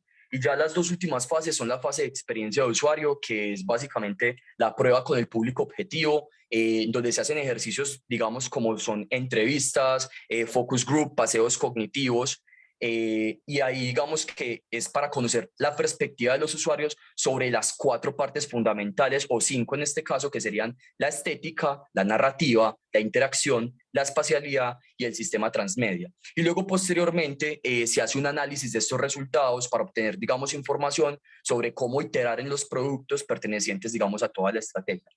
Y la última fase sería ya la fase como tal. Ya tenemos, digamos, en esta fase un prototipo en baja que ya se puede probar, pero hay que hacer una iteración. Entonces la fase de desarrollo y despliegue es la fase final, donde, digamos, se muestran las pruebas resultantes de la experiencia de usuario, se toman en cuenta para programar o para hacer la programación de las interacciones finales, para evaluar cuál es la usabilidad dentro de las plataformas y para crear una estrategia de despliegue dentro de las plataformas, que sería, digamos, cómo entonces vamos a mostrar los contenidos en cada una de estas. En esta etapa, digamos que lo último que se hace son ajustes y pruebas nuevamente para verificar los resultados, y también una validación final del contenido y el storytelling con el público objetivo. Y bueno, como conclusiones de todo este framework que hemos estado planteando, digamos que esta es la primera versión o el primer acercamiento al framework, pero el framework está basado no solo en el análisis de estos 2 proyectos que tenemos, sino también en varios proyectos transmedia que existen y que hemos desarrollado dentro de la universidad, y también varias experiencias inmersivas que se han estado trabajando con el semillero para diseño y desarrollo de experiencias interactivas e inmersivas. Y bueno, eso es todo. Muchísimas gracias. Samuel, muchas gracias. Esperamos entonces al final para las preguntas, y pasaremos entonces a la última ponencia de la jornada. En este caso nos acompaña la profe Andrea Carolina Cuenca, quien nos presentará los cuerpos, el movimiento y las emociones en la interacción asistida por robots y personajes digitales según la noción de embodiment. Entonces le daremos paso a Andre y pues, adelante para tu presentación. Bueno, muy buenas tardes a todos y a todas. ¿Está bien si comparto pantalla, Juan? Sí, estás como Listo. co-host, entonces puedes hacerlo. Perfecto. Bueno. Entonces, se supone que aquí ya está. Me cuentan si la pueden visualizar, por favor. Así es, ya la tenemos. Ok, bueno. Un poquito de organización entonces de esta ponencia. Vamos a contar al principio un poco de dónde surgió esta investigación y bueno, por qué nos interesa hablar de embodiment, cuerpo, movimiento y emociones. En el segundo momento vamos a contar unos proyectos que fueron precisamente aquellos que me ayudaron a entender a qué se referencia este concepto que tiene su origen anglosajón, qué tiene que ver con la forma en que los humanos interactuamos a través de ciertas plataformas digitales y de la forma en que nos acoplamos a ciertos dispositivos que vienen a asistir al cuerpo, ¿cierto? 5 proyectos con unas nociones que nos van a ayudar a entender entonces ese concepto y esa relación que tiene con el cuerpo, las emociones y los dispositivos. Y en el tercer momento vamos a conversar 3 conceptos que vienen a ayudarnos como a aterrizar un poco esta noción de embodiment, que estos son, para irles adelantando un poquito, la noción de cuerpo virtual, la noción de modulación emocional, que está asociado precisamente a la expresión del rostro, que se llama, o que se puede estudiar como la mimética facial, y por último, un fenómeno muy interesante que creo que se puede conectar con algunas de las charlas que hoy vimos, y es qué le pasa al cuerpo cuando está duplicado o cuando, digamos, puede vivir la experiencia de estar en un avatar, en un personaje virtual, que conserva algunas características del movimiento corporal y que podría ayudar a expresar algunas emociones. Entonces, este concepto de bilocación corporal es con lo que quisiera cerrar. Bueno, entonces un poco de lo que previamente he hecho que podría como ayudarnos a entender de dónde viene ese interés por estudiar el embodiment. Digamos que antes de estudiar el embodiment hay unos proyectos interesantes que había hecho en la universidad acerca de sistemas interactivos, sistemas que eran capaces de sensar las señales del cuerpo y utilizarlas como información de entrada para transformar algunos elementos del audiovisual. Eso fue hace mucho rato ya. Y a partir de eso, muchas exploraciones en el diseño de interfaces, en la computación centrada en el humano, y me llevaron a también la tesis de la profesora Claudia Fernández acerca de vestuario y embodiment. Digamos que esa noción que apareció allí me pareció muy interesante para empezar a entender esta relación entre el cuerpo, los dispositivos, las emociones. Encontré entonces autores como ese Ugur que nos hablaba de cómo llevamos las emociones, las portamos como un vestido de alguna manera. Y bueno, esto nos va acercando muy rápidamente a qué será el concepto de embodiment o de embodiment. Bueno, también a los últimos 4 años me pude enfocar en explorar precisamente entonces la noción de esta cognición corporizada, esto que le sucede al cuerpo cuando piensa a través de escenarios de realidad virtual, a través de dispositivos que expanden la experiencia del cuerpo presente. Bueno, y recientemente tuve la oportunidad como de complementar junto a estas investigaciones un proyecto aplicado con EPM, la empresa pública de Medellín, y de hecho uno de nuestros invitados hoy también, el profesor Samuel Acosta, nos acompañó, fuimos parte de la creación de este mundo inmersivo y precisamente fue el contexto ideal para trabajar y entender un poco qué le ocurre al cuerpo cuando está habitando los espacios virtuales y sobre todo cuando está pensando, cuando está creando, cuando está sintiendo emociones a través de estas experiencias, ¿cierto? Bueno, entonces, este era un poquito el contexto de dónde surgió, cómo fue que me fue interesando este concepto del embodiment. Y vamos entonces a hablar un poco de cuáles serían como esos métodos o instrumentos que he ido utilizando para llegar a entender este concepto, que además por ser de origen anglosajón, pues su traducción ya era el primer reto. Varela menciona en su momento, investigador de las ciencias cognitivas, y Maturana y Varela proponen entender el cuerpo biológico como el lugar del pensamiento.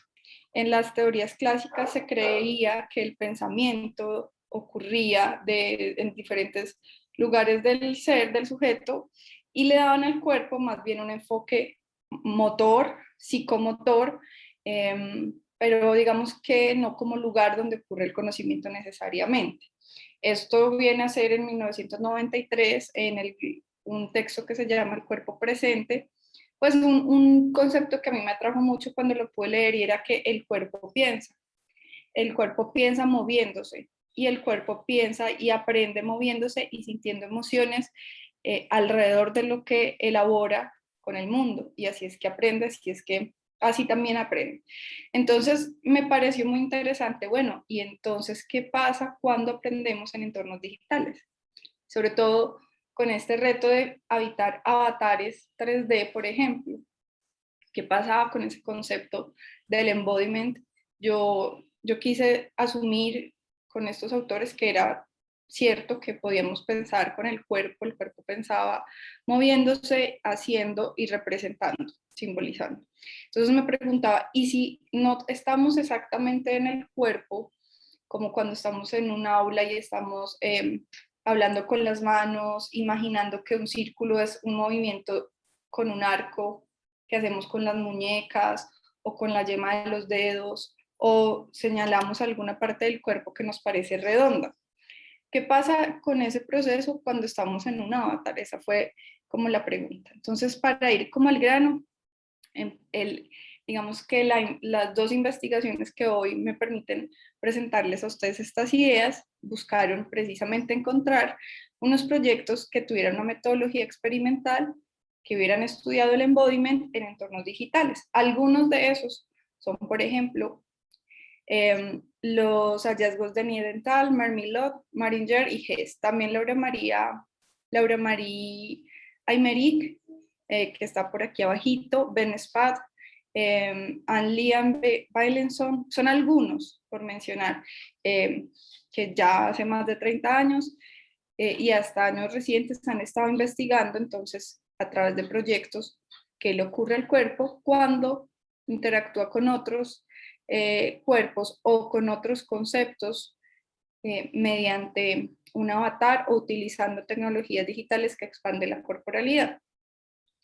Encontré entonces en principio varios artículos que podían ayudarme a entender esto, pero al final se decidió escoger los 5 que tuvieran métodos de evaluación de su experimento que estuvieran centrados en el usuario, es decir, en los relatos que el usuario podía hacer de esta experiencia desde un punto de vista también emocional, también social, y no solamente desde el punto de vista de si cumplía o no un circuito de tareas biomecánicas. Es decir, quería superar de pronto, bueno, no superar tal vez, pero quería pensar que no solo me interesaba si la tarea se había cumplido con eficiencia, si el avatar podía haber ido de A a B, o había podido pulsar un botón, o había podido identificar un objeto frente a otro, sino que me parece importante que esto hablara un poco de la experiencia del usuario como participante del experimento, desde un punto de vista pues también emocional,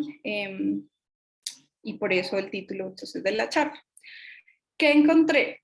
Para ir al grano, vamos ya en los aportes.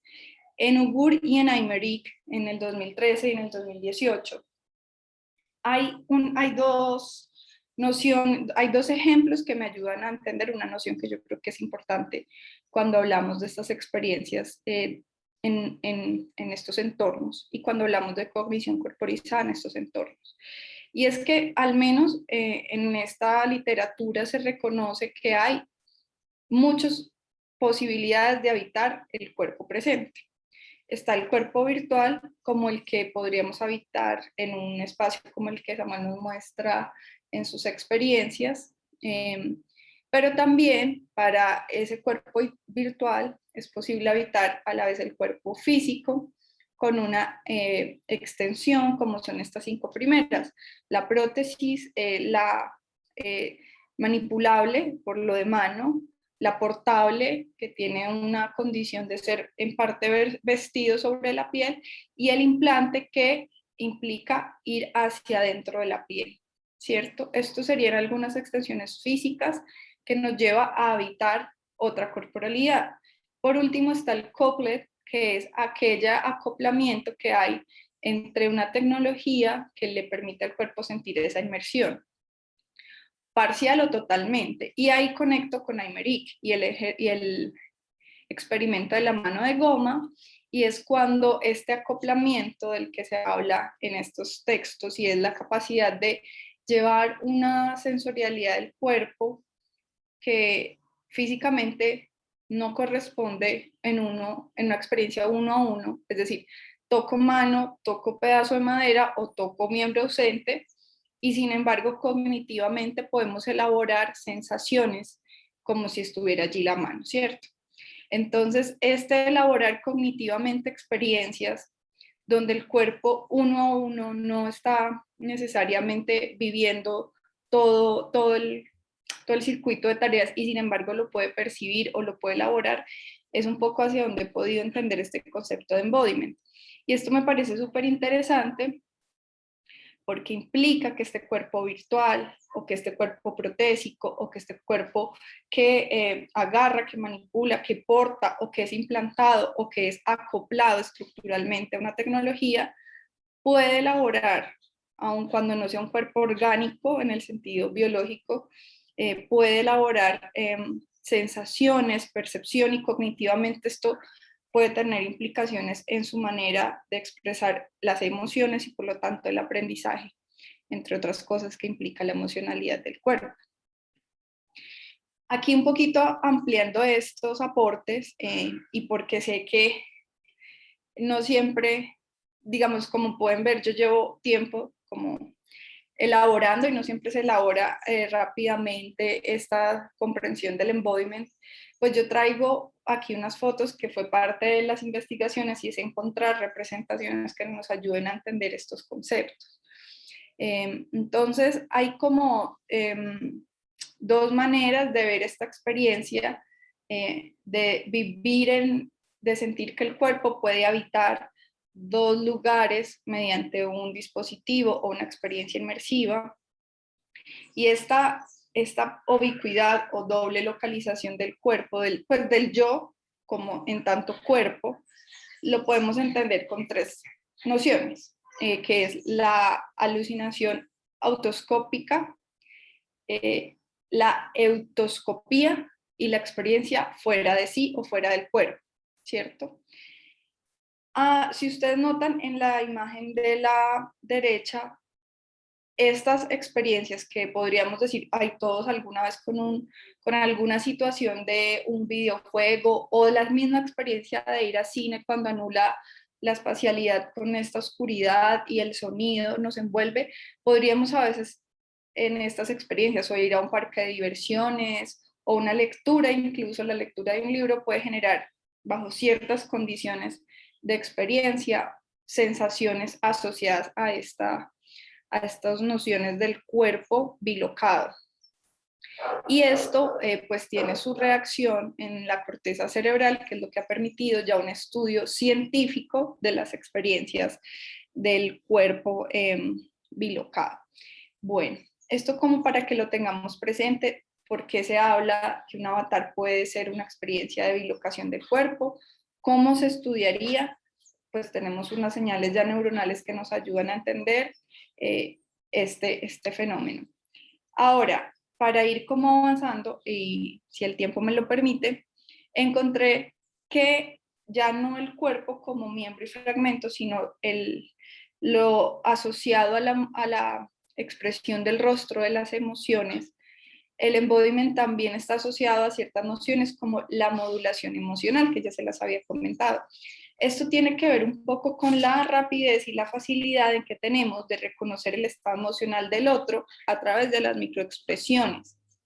Pequeños cambios en la forma en que articulamos nuestros músculos que están asociados a los estados internos de nosotros como sujetos y cómo nos podemos sentir en algún momento, digamos, esa capa visible de la piel y de las emociones que se puede alojar en la sonrisa, en el arco de la ceja, en la zona exterior de la nariz, la tensión de la mandíbula, de los labios, si aparece o no un colmillo a la vista. Para nosotros como mamíferos y como seres sociales, ¿qué implica esta simbolización? Pero sobre todo en este caso del ejercicio de embodiment, recordemos cómo podemos entonces entender los estados emocionales de un avatar, de una inteligencia artificial o de un humano que está siendo leído por una inteligencia artificial en un proceso de reconocimiento facial. ¿Qué implica? ¿Qué implicación tiene para la interacción, cierto? El convertirnos en personajes virtuales, en interactuar con personajes virtuales o ser leídos bajo una mirada virtualizada del yo cuando hay tecnologías de detección de rostro, por ejemplo. Entonces el modelo SIMS, que es como la versión cortica de Smile, Image, Model, System, bueno, algo así como un modelado de las posibles sonrisas con las que interactuamos los humanos, básicamente buscaba entonces estudiar la reacción de un grupo de humanos frente a las sonrisas de avatares completamente creados para este ejercicio. Entonces, a través de la identificación de esos estados emocionales que tenían estos avatares, nosotros los humanos les asociábamos en el experimento ciertos estados. Y esto, digamos que fue muy interesante porque llevaba a tener que entender cómo es que, por ejemplo, la profesora Caterina nos decía, vamos a tener un aula donde están expuestos los dibujos de arquitectura de nuestros estudiantes. Y digamos que en una versión donde también podemos ir allí con nuestro cuerpo virtual, ¿qué implicaciones tiene cuando el estudiante está exponiendo su trabajo y las reacciones emocionales que tiene él o ella y sus compañeros y sus profesores frente al boceto?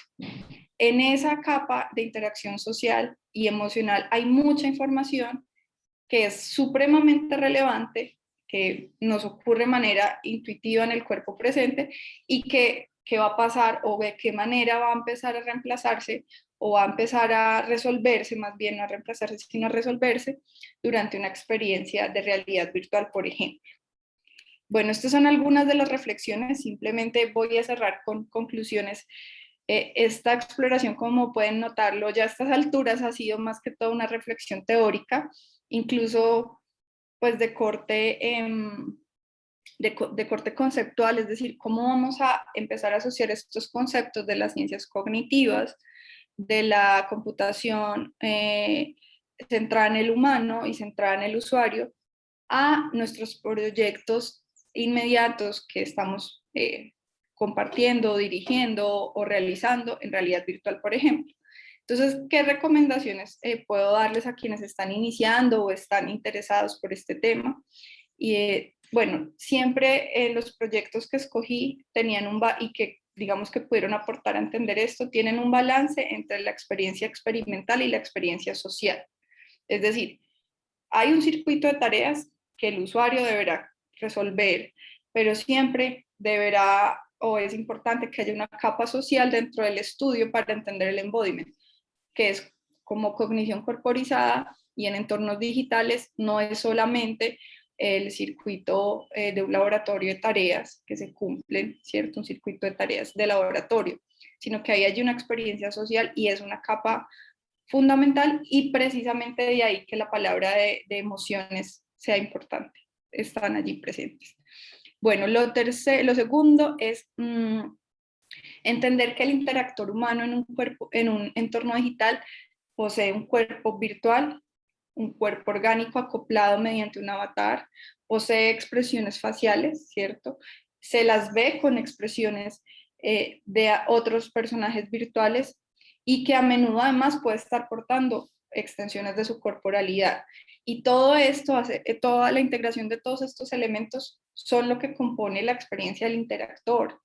Y esto es súper importante tenerlo presente porque digamos que cuando uno está escribiendo el proyecto, la palabra usuario o interactor, en esa palabra cabe todo, pero cuando lo vamos a llevar a la experimentación, a las pruebas de usuario, a diseñar eso que es la inmersión, las experiencias significativas, a pensar incluso que cognitivamente sea posible entender la tarea, pues implica empezar a enriquecer la noción de usuario con todas esas posibilidades de corporalidad, no necesariamente física, sino expandida, que hoy les compartí. Y por último, sobre la mimética facial y la modulación emocional, bueno, creo que de todo fue el campo que menos explorado está, al menos en las herramientas actuales, ¿cierto?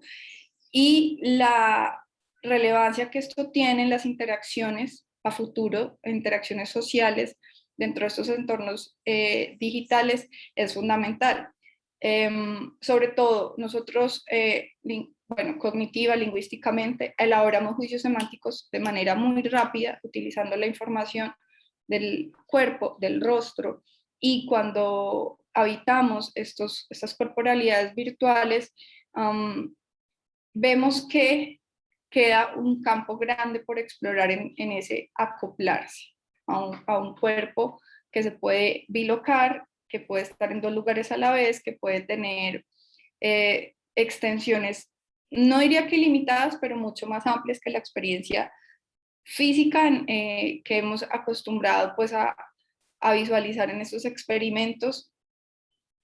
Y creo que nos quedaría la pregunta por qué pasaría o cómo podríamos imaginarnos un entorno digital interactivo donde nuestro cuerpo virtual empieza a poseer o empieza a expresar esa relación emocional a través de la gestualidad del rostro. ¿Y qué implicaría esto en habitar estos mundos virtuales?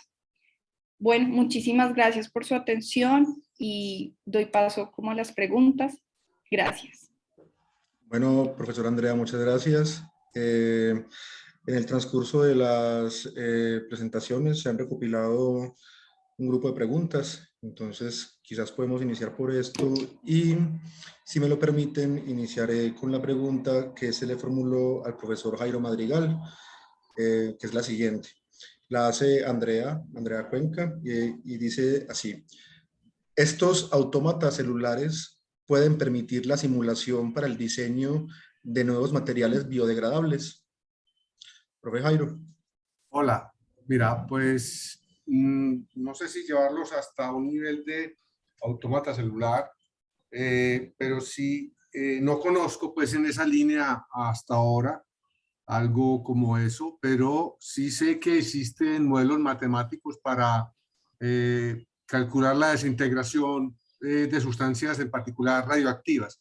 Sospecho que con técnicas similares se pueden evaluar o calcular los parámetros que están involucrados en la biodegradación. Pero habría que consultar, o sí podría ser un tema interesante de investigación. Yo creo que se pueden encontrar cosas, pero más, no tanto entre el ambiente de los autómatas celulares, sino como modelos de desintegración o de biodegradación. Sería como el tema. No sé si... Muchas gracias, profe. Sí, ¿contestar la pregunta o ampliar la duda? No, total, porque es pasar de autómata celular a biodegradación. Sí. Bueno, profes, muchas gracias. La siguiente pregunta es para Manuela, de la primera presentación. La fórmula PAME, así se identifica, y dice lo siguiente: ¿cómo transmitir a las personas de la ciudad el significado de las formas para generar ese resignificado cultural en el espacio público? Hace una acotación. Me refiero a que las formas no están en las improntas culturales de los ciudadanos. Entonces, quizás quieras que te la repita. La pregunta es: ¿cómo transmitir a las personas de la ciudad el significado de las formas para generar ese resignificado cultural en el espacio público? Adelante, Manuela.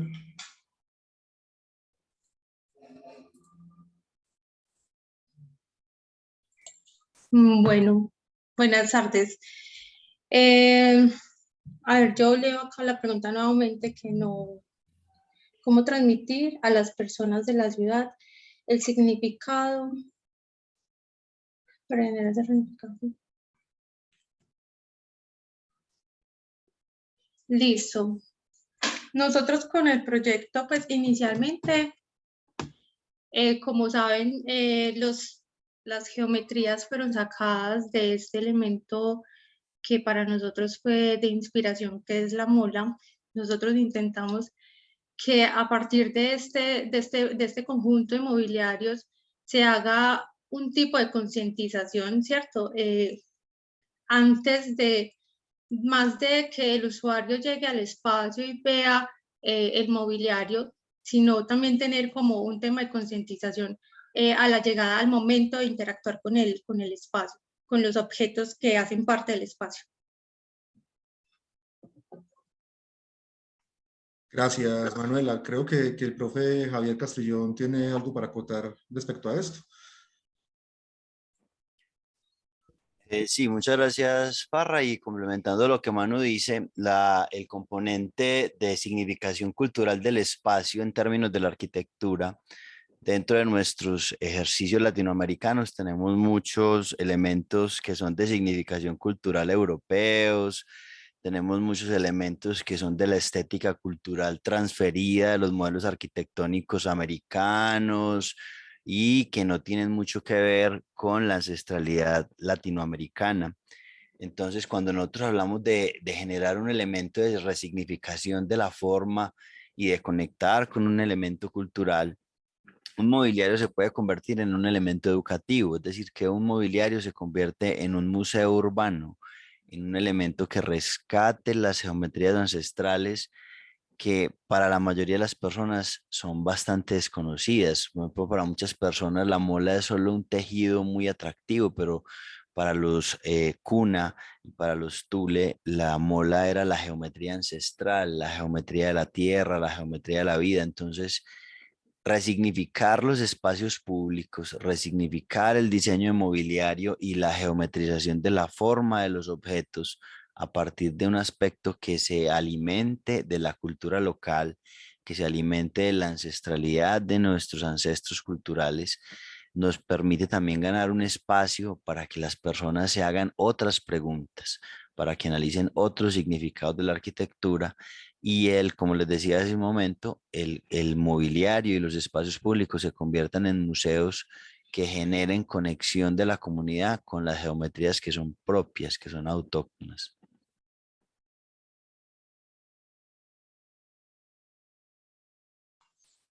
Gracias, gracias Javi. Bueno, contando con, me tengo que queda la siguiente pregunta, es formulada para la segunda presentación. Y bueno, le daremos paso a Catherine y Diego. Dice lo siguiente, y es formulada por Samuel Acosta. ¿A través de qué dispositivos de realidad virtual se puede acceder al espacio que mostraron? Y si aún está disponible para la visualización. Cedo la palabra a Catherine o a Diego. Muchas gracias. Sí, a ver, nosotros en toda esta exposición, pues o toda la metodología estuvo como a partir de 2 equipos.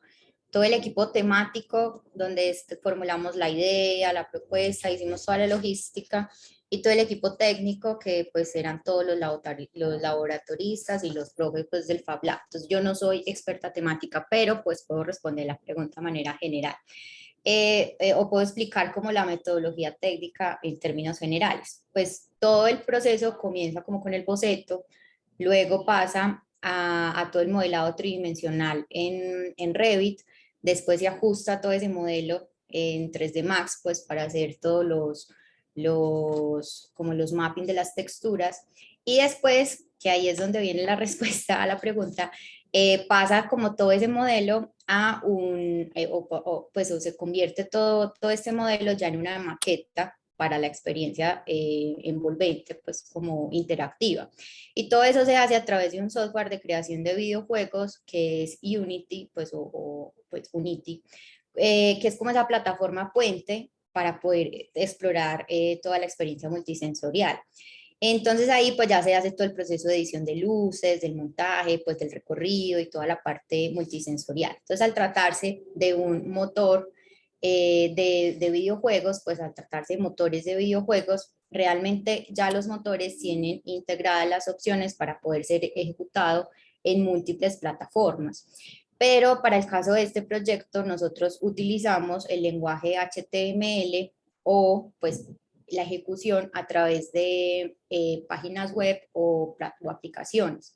Entonces, para poder hacer la difusión del espacio, generamos una página web para poder que la gente pudiera transitarlo. Entonces, realmente en este momento solamente se puede visitar es a través de páginas web y a través de dispositivos de computadores, pues no desde el celular y no desde aplicación, aunque estamos trabajando en eso, pero es así, o sea, realmente desde su origen él está hecho para que funcione en múltiples plataformas por ser un software de videojuegos, pero nosotros lo enfocamos o le hicimos difusión a través de una página web y todavía se puede visitar la primera versión. Colgué aquí en el chat el link, es pues un micrositio del Fab Lab Colmayor y se demora un poquito a veces al cargar al inicio, pues depende como del internet, pero se puede todavía recorrer, visitar las obras y ver pues como todos los dibujos expuestos.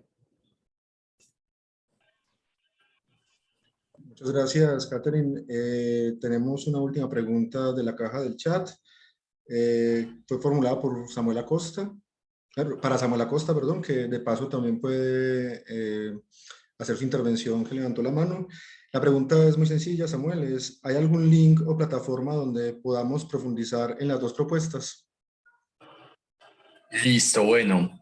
Bueno, primero quiero como responder como a lo de la profe Catherine. Profe, hola, mucho gusto. Me parece muy bacana la plataforma, ya la había mirado antes, solo que había perdido el link.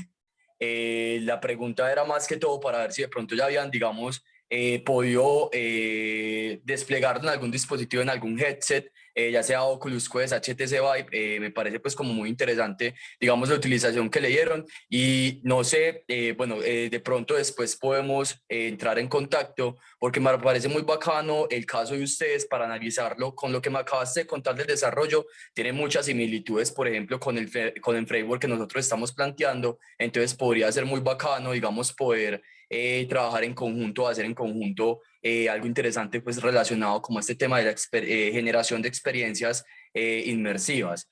Con respecto a lo otro, de lo de los espacios, y si ya existe, si existe un link para los espacios, sí, por acá por el chat les voy a compartir el del Halo Media y si me permiten compartir pantalla, les puedo, digamos, acá. Es en la otra cuenta, pero por acá les estoy dejando, digamos, algunas experiencias inmersivas que hay en Mozilla Hubs, montadas, digamos, dentro de Mozilla Hubs, que se han desarrollado, que también, digamos, pueden ser accedidas fácilmente por acá por computador o la pueden hacer también, digamos, desde celular o inclusive también en dispositivos de realidad virtual, pues como lo son las gafas Oculus Quest o HTC Vive. Por acá les dejo unas cuantas.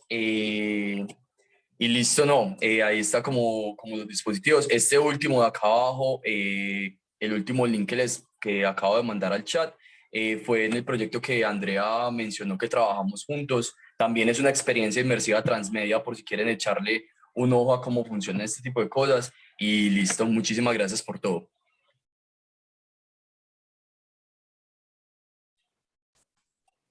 Bueno, muchas gracias. Perdón, ¿puedo hacer una última intervención? Adelante, adelante, sin problema. No, yo pienso que, o sea, pues agradezco mucho el espacio porque como dice Samuel, uno identifica, de hecho ahorita yo tomé nota del correo de Samuel porque claro, uno identifica que lo que estamos trabajando pues puede complementarse, puede mejorarse y encuentro pues muchísimo pues como aportes desde todo esa... Claro, nosotros arrancamos a hacer esto sin saber mucho para dónde iba nuestra idea, pero lo que hace Samuel es como establecer una metodología de todo ese proceso, que me parece súper interesante.